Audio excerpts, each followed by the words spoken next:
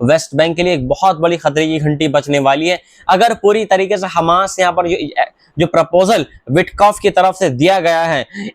मिस्र और कतर के जरिए से,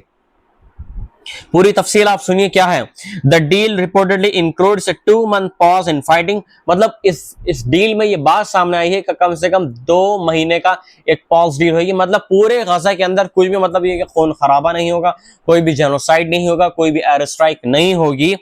Israeli troop reposition near the border and a prisoner hostage web, मतलब ये है कि जो इजराइल की जो फौज है वो मतलब ये गजा से हटकर जो गजा का जो बॉर्डर है, रफा बॉर्डर है, ये मिस्र के आसपास का लगता हुआ बॉर्डर, सिर्फ वहां पर ही डिप्लॉय रहेगी, गजा के अंदर नहीं आएगी। और इसी बीच में अगर ये मतलब ये कि सीजफायर और आगे बढ़ता है, अगर ये सक्सेस होता है तो इसी सीजफायर के बीच में जो मतलब ये कि हॉस्टेजेस जो हमास की कैद में उनको छुड़ाया जाएगा और बदले की कार्रवाई में इजराइल भी जो फिलिस्तीनी को कैद कर रखा है अपनी जेलों के अंदर उनको मतलब ये कि आहिस्ता आहिस्ता वो रिहा करेगा।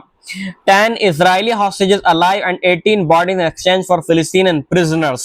मतलब ये है कि 18 जो बॉडी हैं हॉस्टेजेस के वो हमास के कब्जे में है और 10 लोग इसमें जो बताए जा रहे हैं हॉस्टेजेस वो अलाइव बताए जा रहे हैं, जिंदा बताए जा रहे हैं। Israel says about 50 captives remain in Gaza while over 10,800 Palestinians are in jailed in Israel, मतलब ये कि 10,800 के करीब जो गजा के लोग हैं, जो फिलिस्तीन के लोग हैं, वो इजराइल की जेलों में हैं और इलीगल तरीके से, उसमें बच्चे से लेकर बड़े हैं। पूरी मतलब ये है कि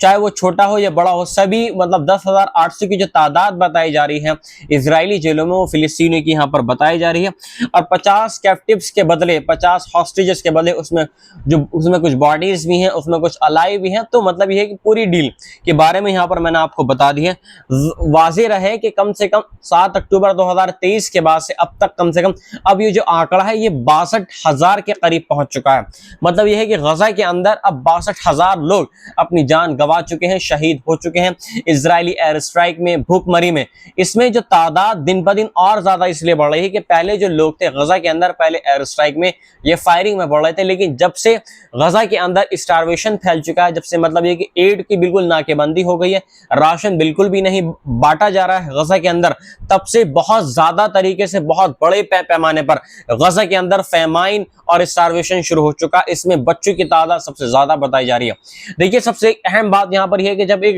गजा के जो एक आदमी था, जब उसका इंटरव्यू लिया गया, जो बेचारा एक 62 साल का आदमी था, उसने बताया है कि जो बड़े हैं, मतलब जिनकी उम्र हो चुकी है, वो कैसे ना कैसे करके अपने आप को मतलब ये है कि बर्दाश्त करा सकते हैं भूख से।